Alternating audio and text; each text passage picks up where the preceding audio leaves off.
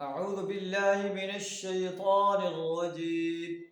بسم الله الرحمن الرحيم. وتفقد الطير فقال ما لي لا أرى الهدهد أم كان من الغائبين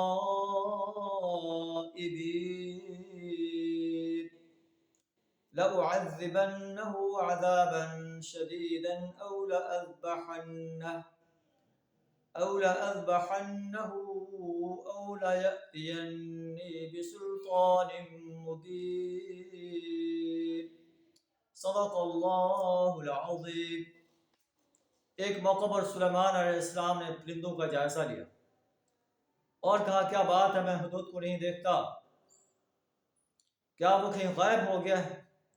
لَأُعَذِّبَنَّهُ عَذَابًا شَدِيدًا، میں اسے سخت سزا دوں گا یا اس کو ذبح کر دوں گا یا میرے سامنے کوئی معقول وجہ پیش کرے.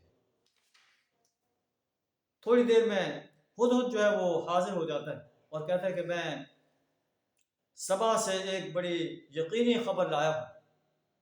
میں نے ایک عورت کو دیکھا ہے جو ان کی بادشاہ ہے اور اسے ہر چیز دی گئی ہے اور اس کا بہت بڑا عرش ہے. میں نے اسے اور اس کی قوم کو دیکھا یسجدون للشمس من دون اللہ، اللہ کو چھوڑ کر سورج کو سجدہ کر رہے ہیں. شیطان نے ان کے اعمال کو ان کے لیے مزجن کر دیا ہے اور انہیں سیدھے راستے سے روک دیا ہے. وَهُمْ لَا يَهْتَدُونَ، بس وہ سیدھا راستہ نہیں پاتے کہ وہ اللہ کو سجدہ کریں.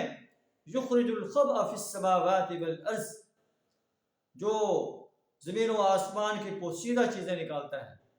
وَيَعْلَمُ مَا تُخْفُونَ وَمَا تُعْلِنُونَ، اور وہ سب کچھ جانتا ہے جو تم لوگ چھپاتے ہو اور ظاہر کرتے ہو.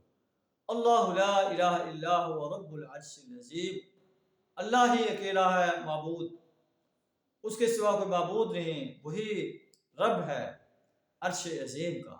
ہدہد یہ خبر لاتا ہے. اس کے بعد سلیمان علیہ السلام اس کو آرڈر دیتے ہیں کہ ہم دیکھتے ہیں کہ تم نے سچ کہا ہے یا جھوٹ بولا ہے، یہ میرا پروانہ لے جاؤ، اس کے سامنے پھینک دو اور دیکھو کہ اس کا کیا جواب دیتے ہیں.